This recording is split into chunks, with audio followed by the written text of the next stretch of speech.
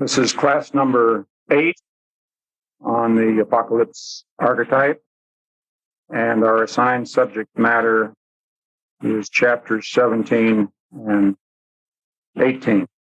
We have essentially only one image this time, so I'm not packing a great deal of material into tonight's presentation. It'll be a little looser than usual, and there might just possibly even be a little time left over at the end for questions from the audience. I tell you that now in case you want to think about formulating something. It might not end up that way, but it might.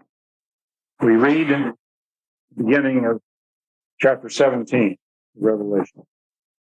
One of the 7 angels that had the 7 bowls came to speak to me and said, "Come here and I will show you the punishment given the famous prostitute who rules enthroned beside abundant water, the one with whom all the kings of the earth have committed fornication, and who has made all the population of the world drunk with the wine of her adultery. He took me in spirit to a desert, and there I saw a woman riding a scarlet beast, which had 7 heads and 10 horns, and had blasphemous titles written all over it. The woman was dressed in purple and scarlet and glittered with gold and jewels and pearls, and she was holding a gold wine cup filled with the disgusting filth of her fornication. On her forehead was written a name, a cryptic name, Babylon the Great, the mother of all the prostitutes and all the filthy practices on the earth." Pretty nasty image. I think we can state, just to start with, that this image is a degraded version of Venus. It's a perverted image of her and of ancient nature religion in general. To contrast this image of Venus, I want to read you what Lucretius has to say about her as he dedicates his book on the nature of things to Venus at the very beginning of the work. Lucretius lived from about 96 BC to 55 BC. Rome hadn't fallen into its decadent period yet. He was still expressing the older, healthy religion of ancient Rome. Here's how Lucretius begins his book. Mother of Rome. Venus is supposed to have been the mother of Aeneas, who was the founder of Rome. See, so that hooks her with Rome right away, and of course our text also hooks her with Rome. Mother of Rome, delight of gods and men, dear Venus, that beneath the gliding stars makest to teem the many-voyaged main and fruitful lands for all of living things. Through thee alone are evermore conceived. Through thee are risen to visit the great sun. Before thee, goddess, and thy coming on, flee stormy wind and massy cloud away. For thee the daedal earth bears scented flowers. For thee the waters of the unvexed deep smile, and the hollows of the serene sky glow with diffused radiance for thee. As soon as comes the springtime face of day, and procreant gales blow from the west unbarred, first fowls of air, smit to the heart by thee, foretoken thy approach, O thou divine, and leap the wild herds round the happy fields, or swim the bounding torrents. Through leafy homes of birds and greening plains, kindling the lure of love in every breast, thou bringest the eternal generations forth. And it goes on like that. Really, she was a carrier of sacred life energies. That was what Venus meant to Rome, healthy Rome. Of course, she did degenerate in imperial Rome, there's no question about that. But what this image pictures this image in Revelation. It pictures the fact that everything feminine, earth, nature, body, matter, all underwent a profound depreciation with the onset of our eon. Now, this is not exclusively a matter of Christianity, because Stoicism and Platonism did the same thing a bit more subtly, but nonetheless, they started it. And if anything, Gnosticism was even worse. Now, I want to remind you, since we live in a different age and different values are coming to birth in our age, I want to remind you that everything that happens in the psyche happens for an adequate reason. There's a principle in philosophy, it's called the principle of sufficient reason. And that principle, I think, is particularly applicable to psychological facts. You know, it's so easy for the ego to take the superficial attitude that certain psychological happenings in the collective psyche were just errors that could have been different. They couldn't have been different.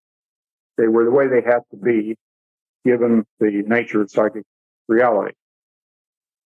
And realizing that, then, it's psychologically juvenile to criticize some event in the collective psyche as though we know better how it should have happened. The fact is, this is the way the Western psyche evolved. And we can only assume that it was a necessary sequence.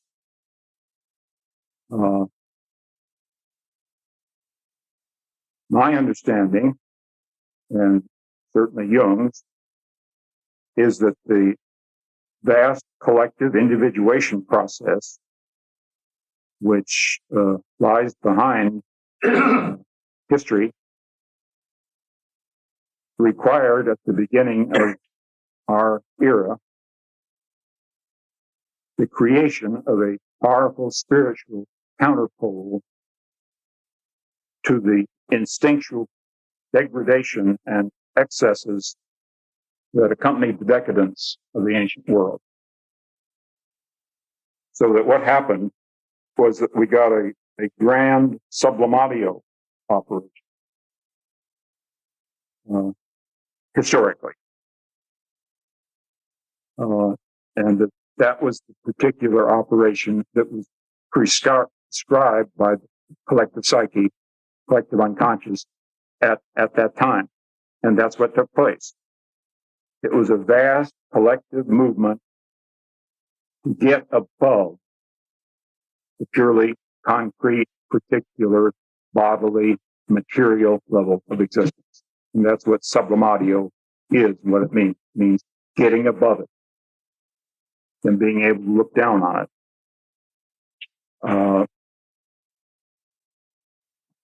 That's a pretty vital process when one is caught in the agony of suffering matter.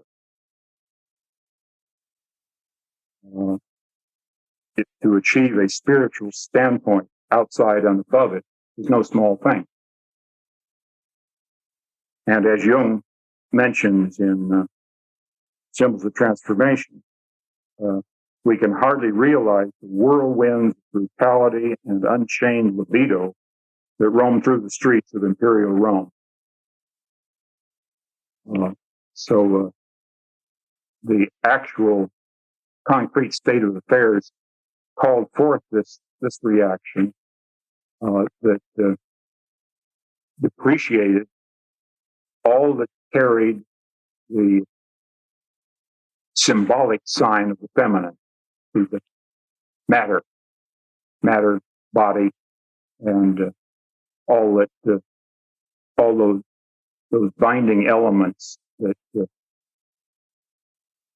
chain us to the suffering flesh. Now, when we were speaking about the plagues that were being poured out on mankind from the golden bowls, I commented on the fact that in spite of the contents, the bowls were golden. And here again, we have what's called the harlot's disgusting filth, but it's contained in a golden cup. A paradox, considering all the symbolic associations that I've gone through before regarding gold. And such paradoxes indicate, in my view, the basic authenticity of these visions. See, there's no question that this material has been monkeyed with. It's been conflated with a lot of Old Testament imagery and dovetailed, interwoven with it. But that's indisputable. The visions don't carry footnotes with it. They're spontaneous occasions. And all these reference footnotes, what they refer to has been woven in subsequently. But there's enough here. Of course, the outstanding content is the one Jung emphasized so much, the sun-moon woman. But these paradoxes also are indicative of the underlying authenticity of the vision. See, we need only ask ourselves, supposing we have a dream of a gold cup, or we're brought a dream of a gold cup, how would we understand it? Whatever its context, almost always it's going to symbolize the containing aspect of the self. The self in its feminine containing mode. A very fascinating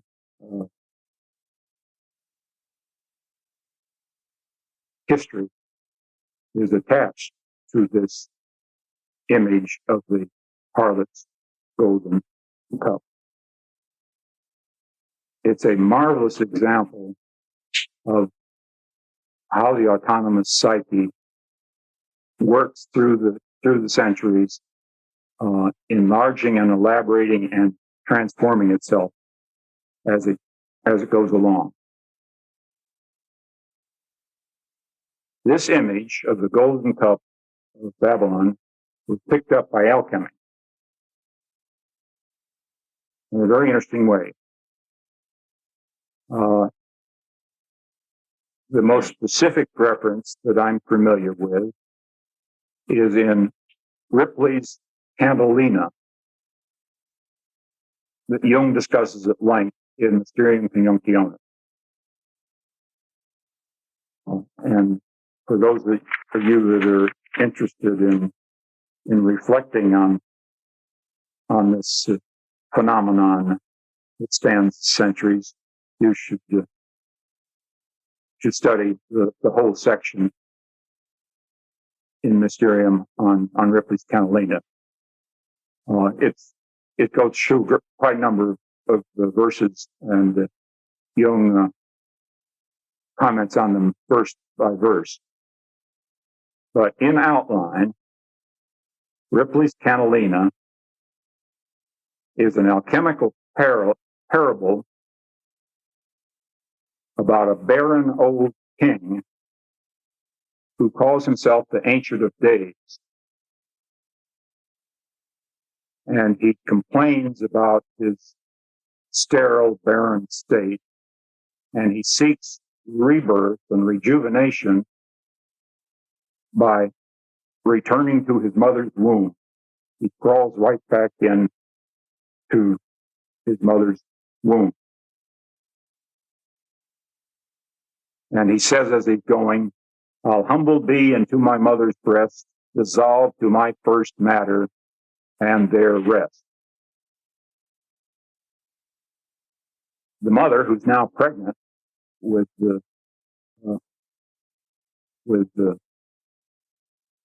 this new conception, retires to her chamber, according to the parable.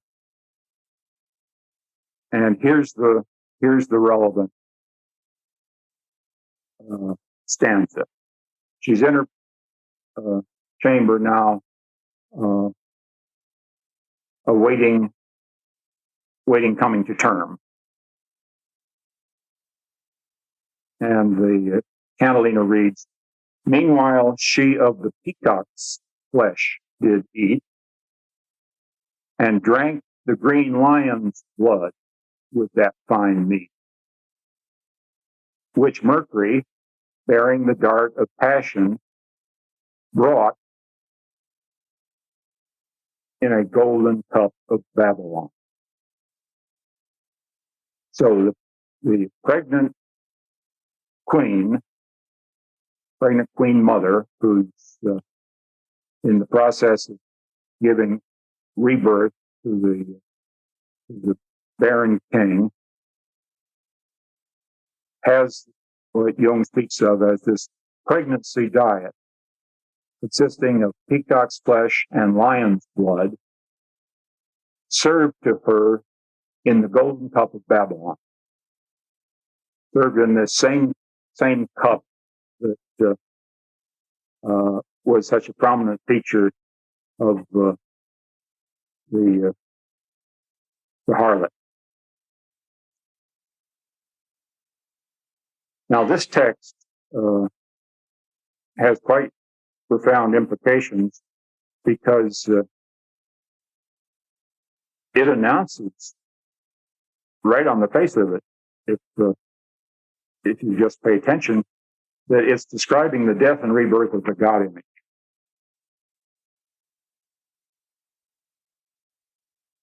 I want to read you a little bit about what Jung has to say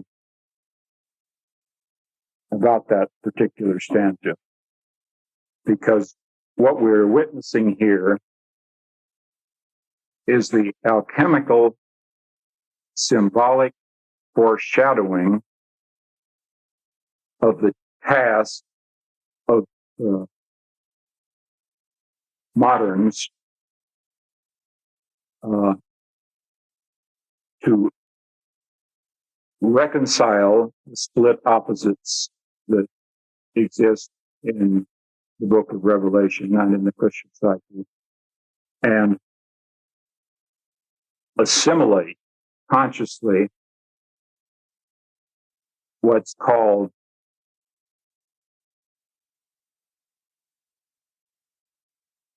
where is it here? Disgusting filth or fornication. That's what it's called in this particular translation. Let me repeat that because it's so important.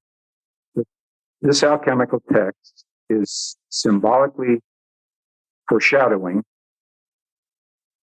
the modern task of assimilating all of those contents that had been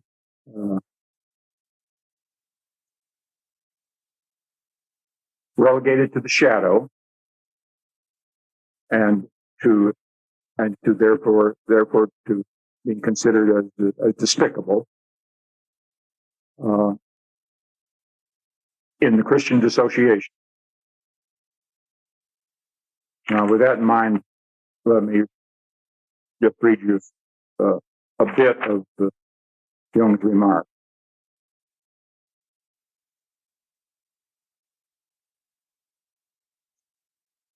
The food of the Queen Mother, peacock's flesh and lion's blood, consists of the goddess's own attributes. He's already established that. by his other amplification. Peacock is the bird of Juno. That is to say, she eats and drinks herself.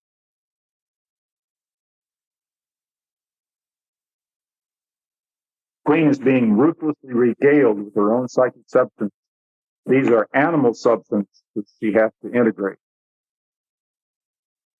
Peacock and lion with their positive and negative qualities, and the draught is given to her in the cup of fornication, would emphasize still more the erotic nature of the lion, his lust and greed. Such an integration amounts to a widening of consciousness through profound insight. But why should such an unpalatable diet be prescribed to the queen? Obviously, because the old king lacked something on which account he grew senile, the dark, chthonic aspect of nature. That's what was lacking. And not only this, but the sense that all creation was in the image of God, the antique feeling for nature, just what Lucretius had expressed so clearly. The antique feeling for nature, which in the Middle Ages was considered a false track and an aberration. Dark and unfathomable as the earth is, its stereomorphic symbols do not have only a reductive meaning, but one that is prospective and spiritual. They are paradoxical, pointing upward and downward at the same time. Contents like these are integrated. In the queen, it means that her consciousness is widened in both directions. The diet will naturally benefit the regeneration of the king by supplying what was lacking before. Contrary to appearances, this is not only the darkness of the animal sphere, but rather a spiritual nature or a natural spirit, which even has its analogies with the mystery of faith.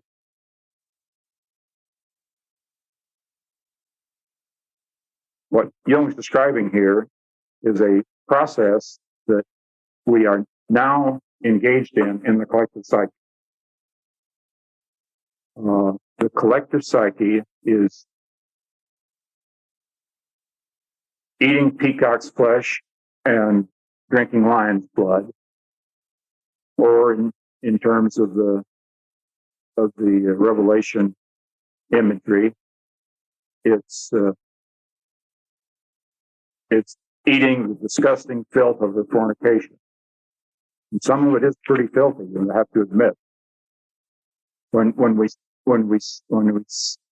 see the nature of what's happening in the collective psyche as a whole, as the old system of values collapse, then all that had been excluded rushes back in. So I see the onslaughts of violence and crude sexuality and disorientation of all kinds and wild orgiastic behavior as symptoms of the process of assimilating the contents, which after all are in a golden cup. In other words, the value of the self lies behind them. If one isn't destroyed before one gets to it.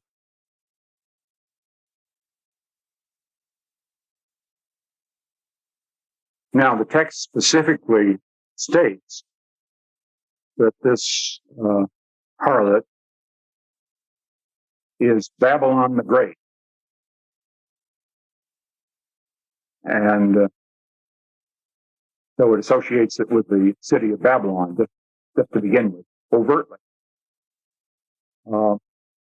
Secondarily, by many of its references, it does not take too much effort to associate it to Rome. The Seven Hills, for example.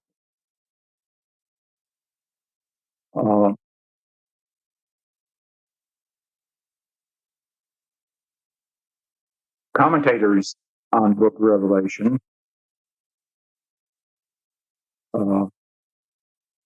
usually give that association priority, that was what was in the mind of the author, Rome. But a certain number of commentators think that it refers to Jerusalem.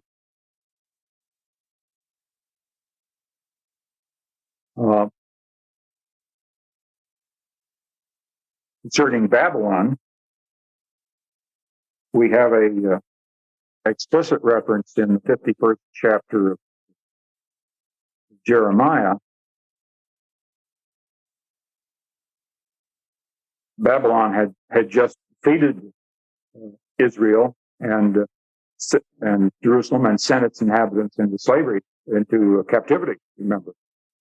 And so here's what the first chapter of Jeremiah says. Yahweh says this: against Babylon and the inhabitants of Leb Kamai, I shall rouse a destructive wind. I shall send winnowers to Babylon to winnow her and leave her country bare. I shall punish Bel. No, I turned the wrong page. For she will be beleaguered on all sides on the day of disaster. Let no archer bend his brow. Let no archer bend his bow. Let no man swagger in his breastplate.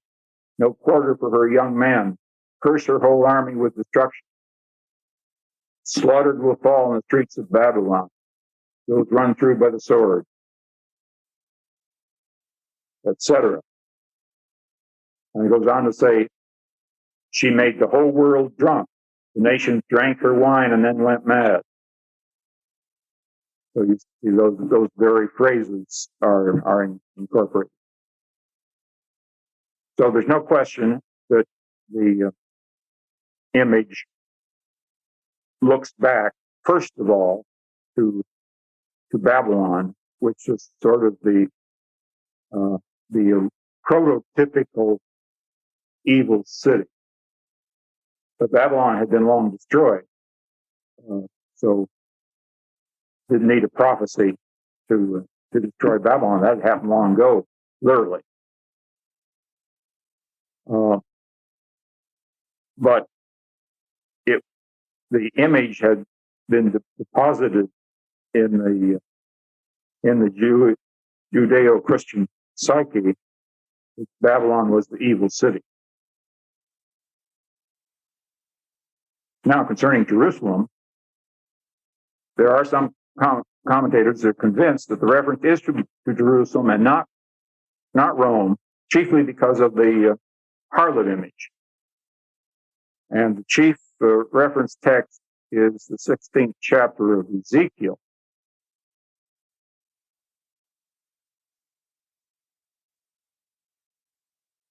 The word of Yahweh was addressed to me as follows: Son of man, confront Jerusalem with her loathsome practices. Say, the Lord Yahweh says this.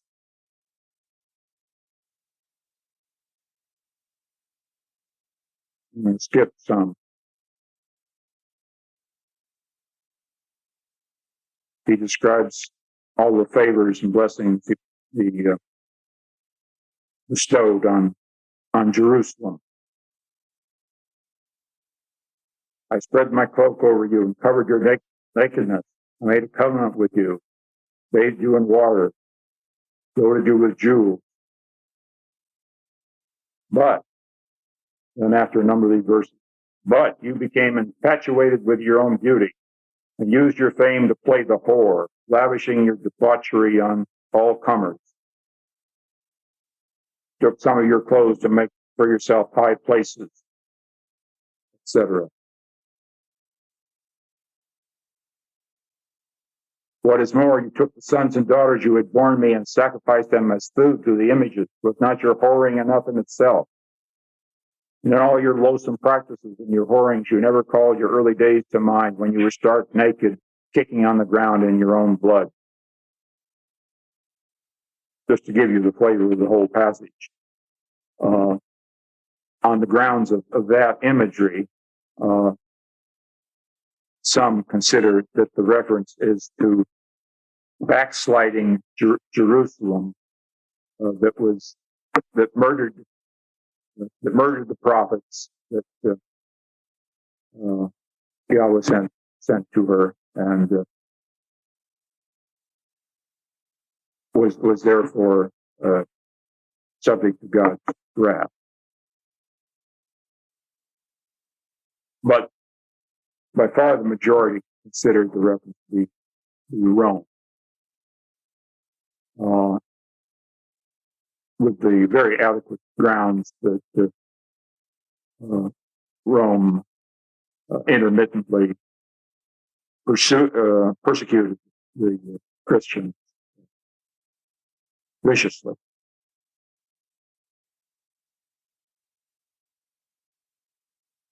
And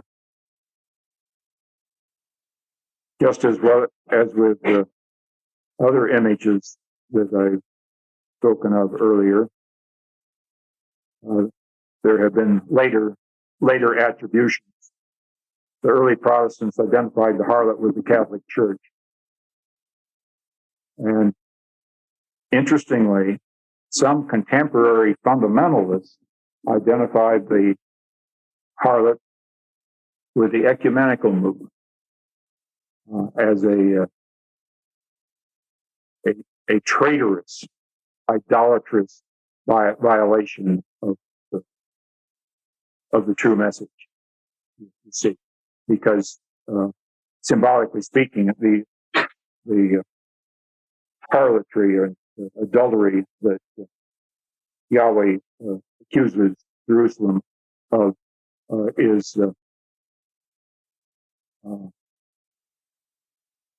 idol worship. That's the symbolic imagery used. Basically, what we're dealing with here is the archetype of the wicked city. See, at the very end of the Revelation, we're going to have the image of the heavenly city, the New Jerusalem, but it is contrasted with the wicked city. It could just as well be New York City as well, phenomenologically speaking.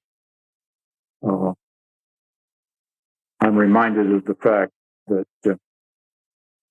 Spengler, in his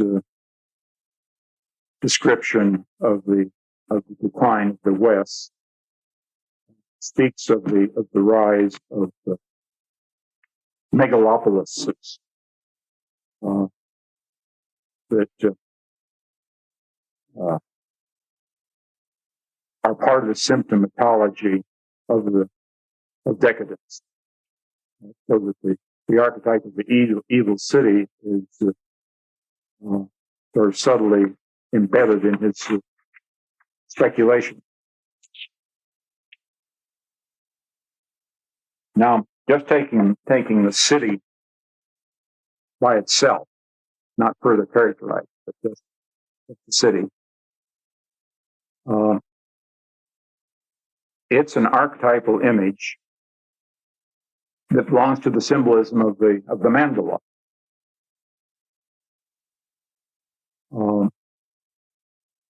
Jung discusses this in Psychology and Alchemy because the image of the city comes up in the dream series that Jung is describing in Psychology and Alchemy.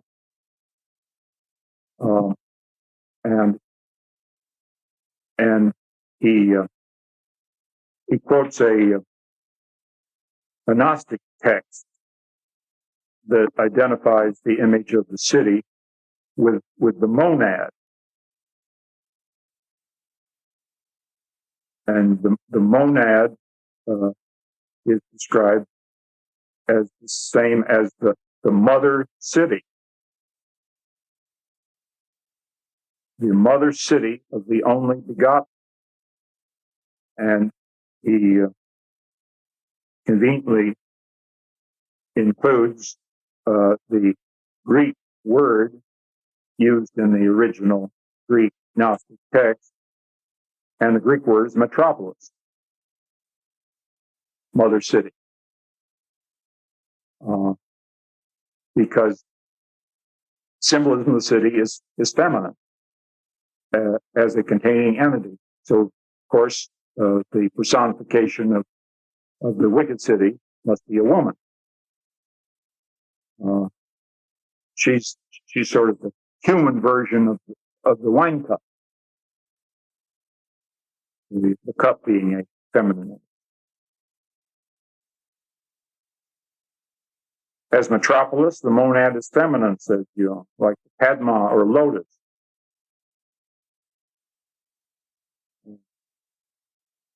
In the book of Revelation, we find the Lamb in the center of the heavenly Jerusalem.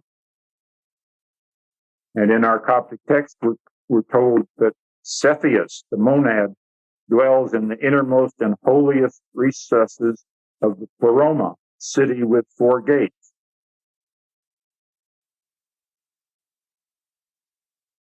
And so on.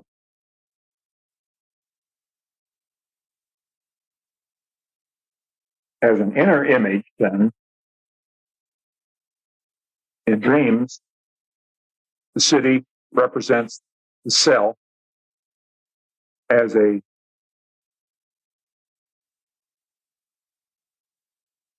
ordered, structured totality. That amounts to a temenos.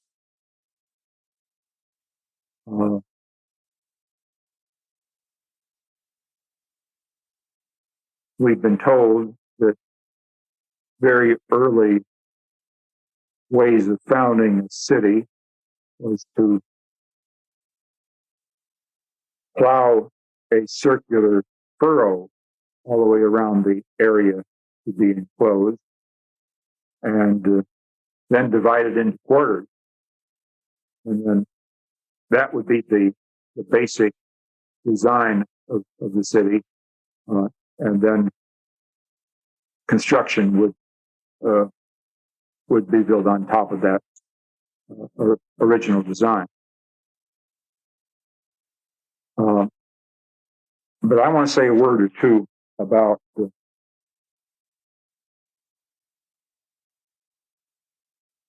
literal external city. It really is the seat of civilization, and that's why civitas and civilization, civitas, Latin word for city, they're cognate, because civilization comes only from life in cities. And when we have an image that we recognize as an image of the self living itself out in external reality,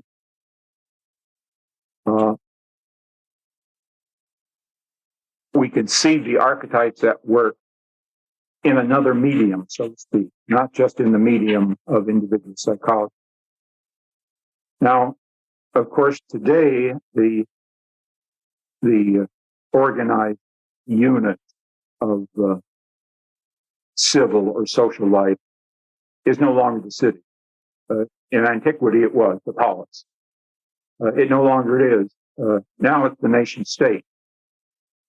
So that we have to think of the symbolism of the city as we understand it, applying to the nation state as a whole.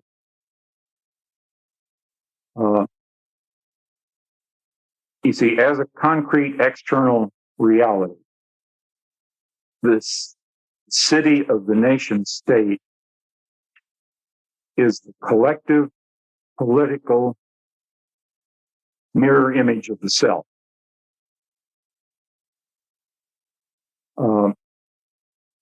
And this is what gives nationalism its religious power. The archetype of the self, collectively experienced,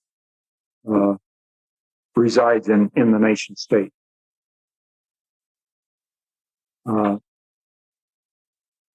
The nation is a collective, concretized version of the self and arrogates to itself the transpersonal authority that belongs to the self. And you don't have to have too much dealing with government bureaucracy to see that at work. Now, to a much lesser degree, you can say the same thing is true of the church. It likewise is earthly collective embodiment of the self.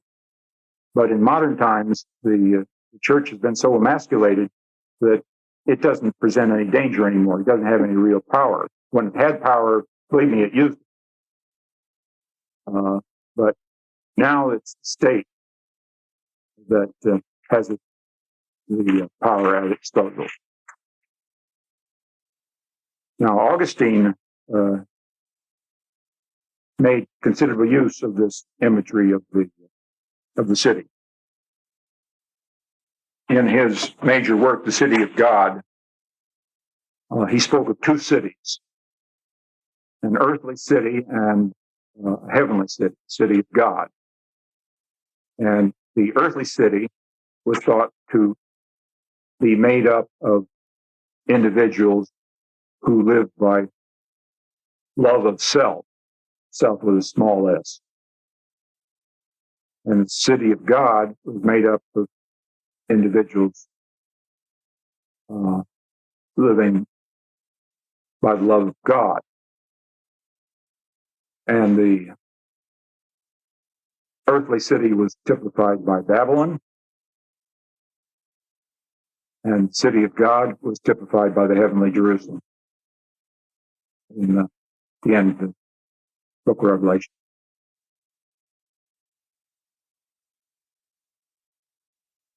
Now, he did not make the crude mistake of identifying the city of God concretely with the church.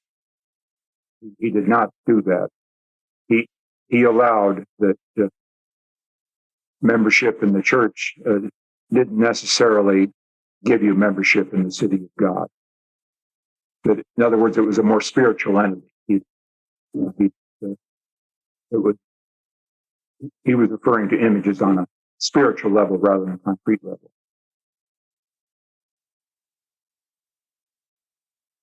But we can understand that symbolism of Augustine's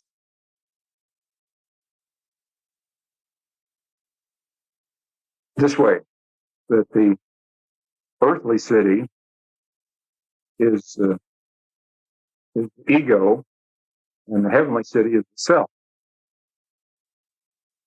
They're both built on the same ground plan. They're both cities.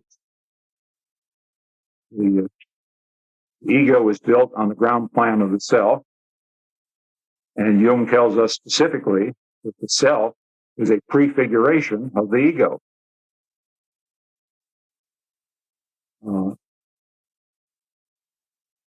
Now this, as I said, on the level of collective social manifestation, the earthly government, city or nation state, is a mirror image of the self as manifested in the structures of society.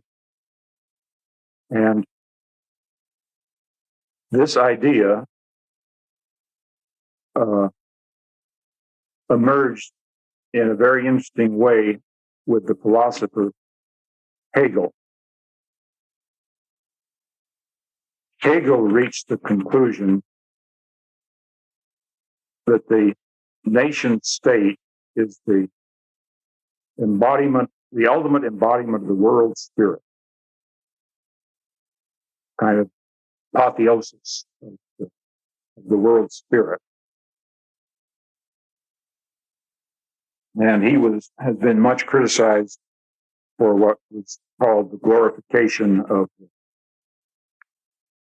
Prussian nationalism, which isn't quite fair because it was a more subtle doctrine than that. But the fact was that Hegel was gripped by the archetypal image of the city. He's quite a remarkable figure. He had a grand vision of the of the historical process. He saw what he called the world spirit operating in human history, both in individuals and institutions. And as of 1820, anyway, he saw as the highest manifestation of the world spirit to be an organic, structured, culturally unified community of the nation state. And this would correspond symbolically to the city, to the original Greek polis. And in Hegel's view, this was the earthly incarnation of God. It was not identical with the Prussian state at all. It was much more sophisticated than that. But if you've got an enemy, they'll use any means to bring you down.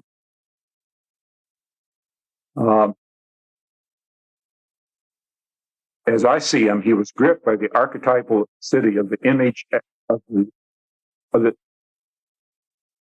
image of the city as the self, and he projected that image into the notion of an ideal nation-state community. And he spelled out quite specifically that individual rights and freedom would exist within the framework of a community of transpersonal awareness. Spelled that out quite explicitly. A community that carried objective superpersonal purposes and values.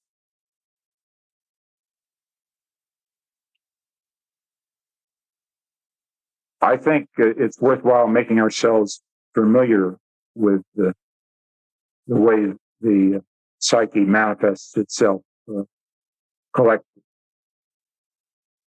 The self is projected into one's national community, and it forms the basis of one's national and ethnic identity.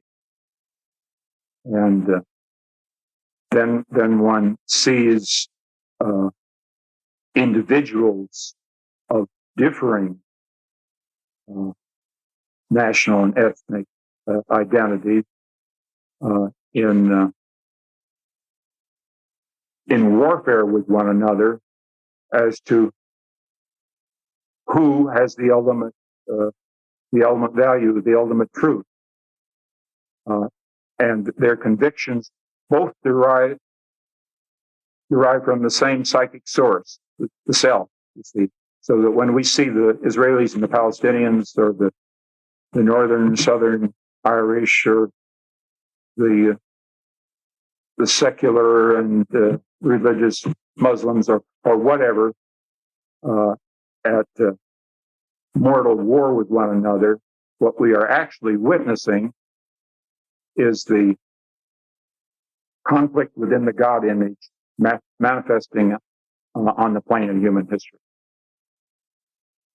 Conflict of the opposites, living itself out, dramatic conflict, living itself out in human history, and the individuals involved are the helpless pawns of the archetypal images that possess them. Now, all this I think is at least marginally relevant to this Babylon the Great riding on her red beast. That concludes what I want to say about this subject matter. But I have some other things. Something I've brought along for several nights and never found time for was a case history that I wanted to review with you, that I extracted from a book. It's the case history of Vernon Howell, also known as David Koresh. And abstracted it from a book entitled Inside the Cult by Rowe and King. You will remember in the spring of 1993, there was in the news quite a bit about an apocalyptic sect at war with the federal agents in Waco, near Waco, and that group was led by him.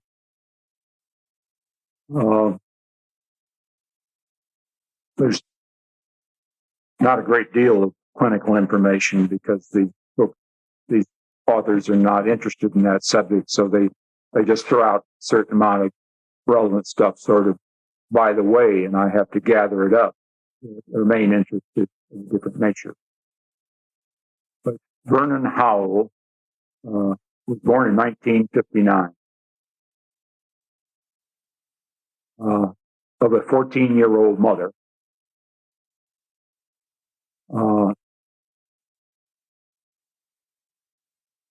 Whom he didn't know until he was 5. He was brought up for the first 2 years by an aunt and thought she was his mother until his mother arrived one day and announced, "No, I'm your mother." Father was missing right from the start. No father.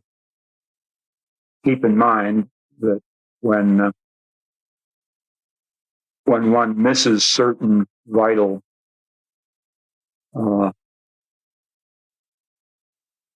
childhood relationship experiences, that means then that the individual is deprived of the opportunity for a incarnation and personalization of the archetype. So that when you have a completely missing parent figure, there's a kind of hole left in the psyche through which the raw, unmediated energies of the original archetype can flow. Anyway, no father. Later, when he was a bit older, there was a punitive stepfather once.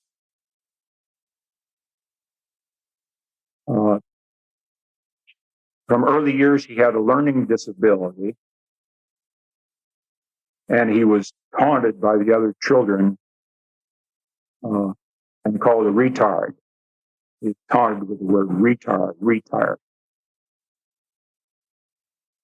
He was also sodomized by older boys. His grandmother belonged to the Seventh-day Adventist Church, and she took him to church from the age of 6, and he had a good relation with the grandmother. Grandmother gave him some attention, and he began studying the Bible quite intensely. In his teen years, on into the early 20s, he had a severe masturbation compulsion that was accompanied by a profound sense of guilt, indicating that he was experiencing the Christian dissociation in quite a marked form for that to happen.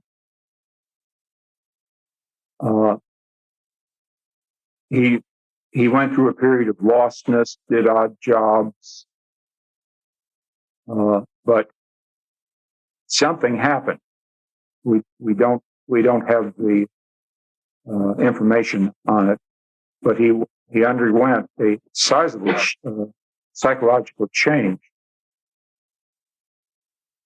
He moved from a state of dissociation concerning power and sex drives to identification with them.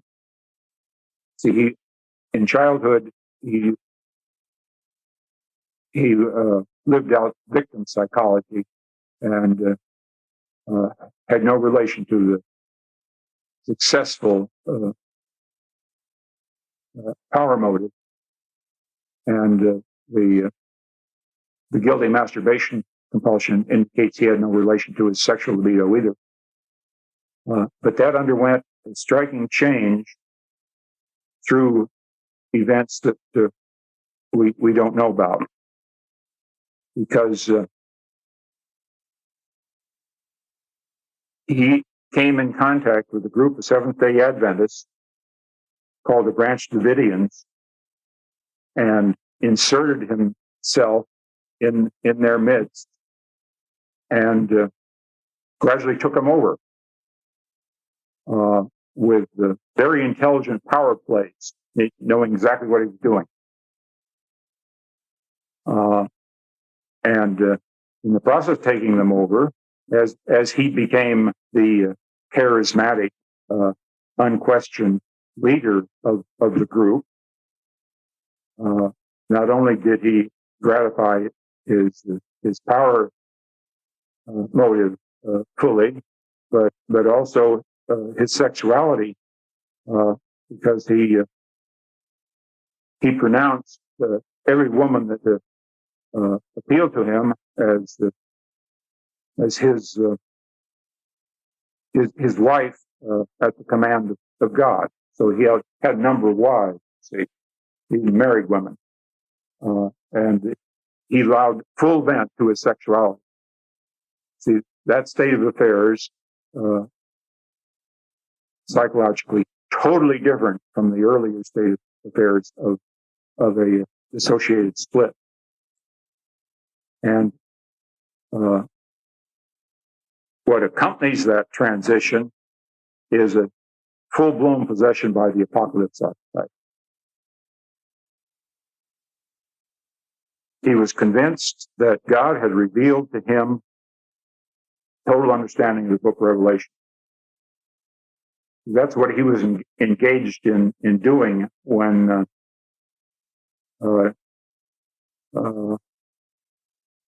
the tobacco and firearms people finally invaded his compound. He said he was writing a commentary on the seven seals in the book of Revelation, and that he'd come out as soon as he finished. Anyway, that was his conviction, and it developed into a full-scale identification with the apocalyptic lamb.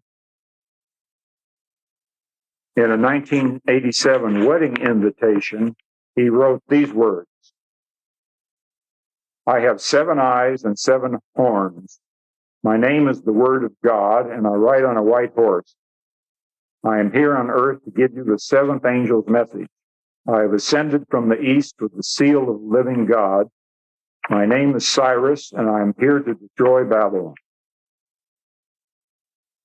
Now, what had happened 2 years earlier, while he was in Israel, he had a vision in which God told him he was the reincarnation of Cyrus.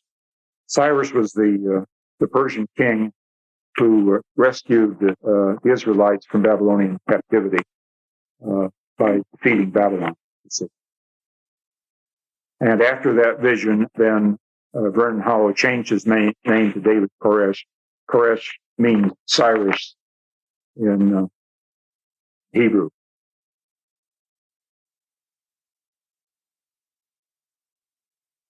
He developed this family of followers requiring explicit obedience. He taught innumerable, interminable, crazy but brilliant Bible sermons lasting for hours. He would administer harsh punishment for minor infringements of rules. He would fall into passionate rages when crossed. And if he was criticized, he would react with a combination of personal intimidation and theological reasonings. It was always a combination. And he had so mastered the Bible in his early years with his grandmother, apparently his study of the Bible had been what kept him alive. And always the message preached was of the end of the world soon to come. See, we have here a illustration, a typical example of possession by the archetype of the apocalypse. And if one is possessed by that archetype,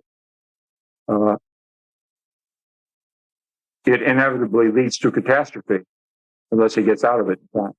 Because apocalypse built into the archetype is catastrophe, you see. So that the individual has to make it happen in order to fulfill the archetype. Now, it's my opinion that the study of such identifications is valuable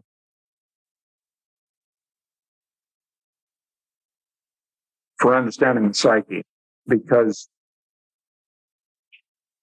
these phenomena of possession by the archetypes reveal to us the nature of the unrealized self. See, as I've mentioned right at the beginning, the apocalypse archetype just means, in essence, the coming of the self. That's what it means. So to be possessed by that archetype means to be possessed with that process, the coming of the self. But it comes in unconscious form, in its primordial form. And in that unconscious form, it manifests as a paradoxical combination of opposites. It's both a savior and a beast at the same time. And that's just the way David Koresh behaved. Both at the same time. He wasn't a criminal by ordinary criteria. He was not psychotic by ordinary criteria. It's a new phenomenon that is quasi-criminal, quasi-psychotic, due to the possession by the archetype, that means that the way the individual possessed functions is inhuman. A full human ego has been bypassed. And that state of affairs generates charisma. See, there's energy in it. Melville gives us a beautiful picture of the phenomenon in Moby Dick, in Captain Ahab.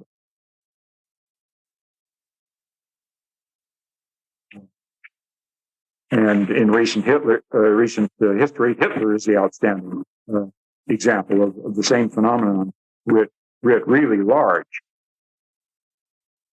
He was simultaneously beast and savior, both phenomenologically speaking. He was the savior for his friends and the beast for his enemies. All right, we've got a few minutes now. Let's see what I'm going to turn to. Got a couple of items here.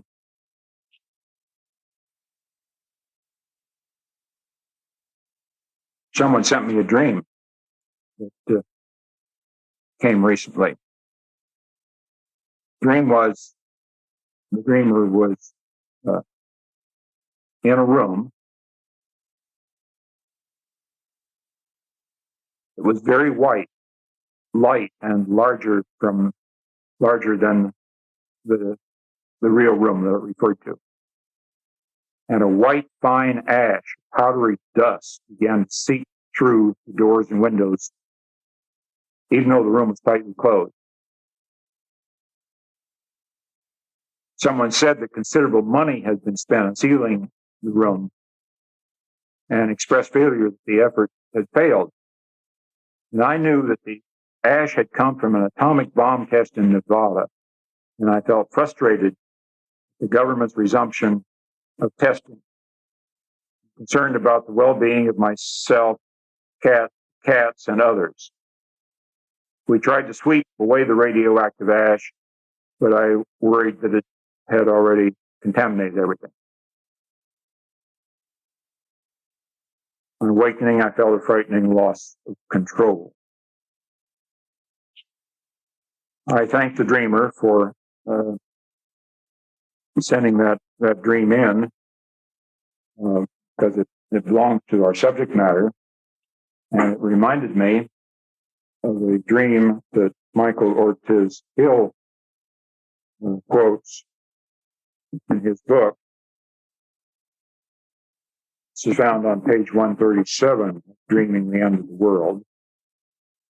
And this time he at least tells us that it was dreamt by a 10-year-old girl. Usually we don't give even that much material.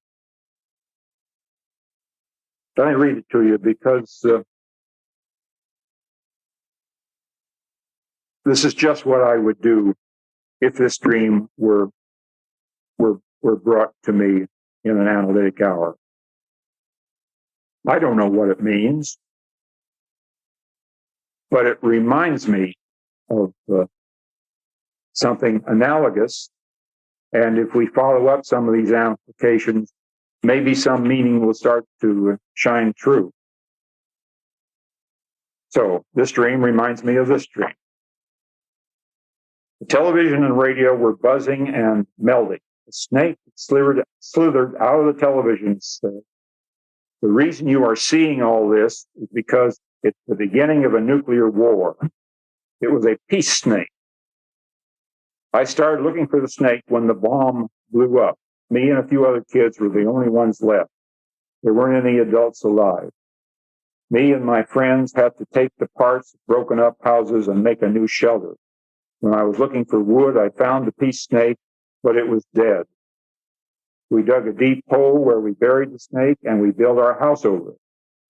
At night, blue and silver and black and red dust blew in. We thought it was good dust, but it turned out to be radiation dust.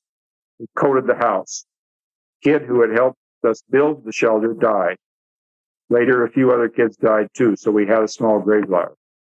Sparkling white dust blew in the next night. We thought it was bad dust too, but it wasn't. It flew into our house. There was a big pile of it near the hole where we buried the peace snake. We heard these murmuring words from the hole saying, "Put some of this white dust in the hole and you'll cure me. It's peace dust." So we did. That night, it grew into a beautiful big snake with all these different colors, and it curled around the whole house. And it told us whenever there was going to be a radioactive storm. A peace storm came that made the snake grow and covered the ground with white dust like thick snow. We found that if we put a little peace dust on our plates, we'd have fruit and things to eat. And when it melted, it dissolved the radioactive dust with it. After the peace dust went away, there was a big forest and a few houses and people. Different wild animals walked around and weren't afraid of the people. There were no big buildings or apartments. The peace snake became our pet. Well, you see, that's a complex dream, and it indicates this imagery is more complicated than you might think on first view.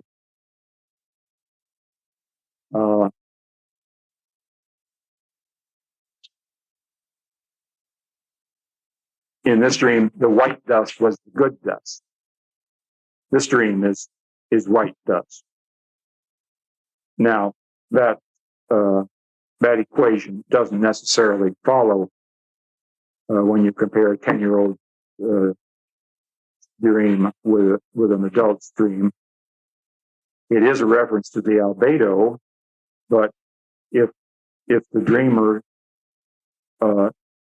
is in need of more shadow assimilation, then the emphasis on whiteness can have a negative implication. These things are bipolar and are not easily interpreted in a simple way. What one can say is that dust is belongs to the symbolism of the sublimatio. White dust is white foliated earth, in our chemical term. It's been pounded and reacted upon so intensely that it approaches the state of a gas. See, it becomes kind of smoky, vaporous stuff. It suspends in air. It's almost gaseous, so that one is dealing with a earthly entity that has undergone. It's been subjected to ordeals of one kind or another. It's earth that's been foliated, or it's earth that has been gone through the calcinatio if it's ash. If ash belongs to that symbolism of the calcinatio.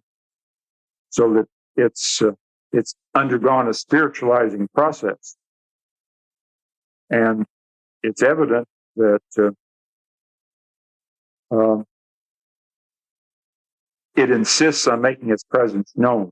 In other words, one cannot hermetically seal oneself from it. It represents events outside the ego that require an opening up to in some form or other. Taking us back to what I said earlier about the nature of apocalypse imagery, it need not be negative or disastrous at all if the ego is open and cooperative with the coming of self. Only when the ego is alienated and antagonistic towards the reality of the self does the apocalypse become a catastrophe. Okay, that's all for tonight.